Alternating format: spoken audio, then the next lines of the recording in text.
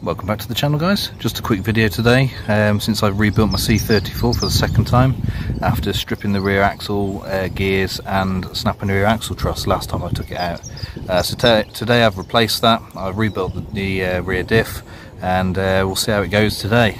Hopefully it'll end up better than last time. So enjoy, and see you in a bit.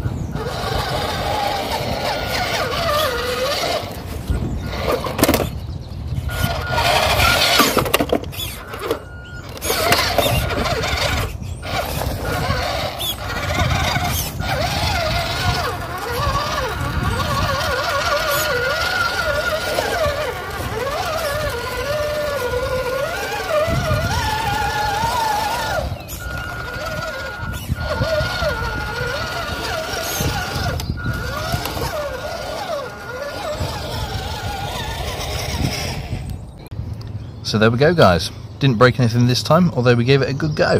If you enjoyed the video, like and subscribe, and I'll see you next time.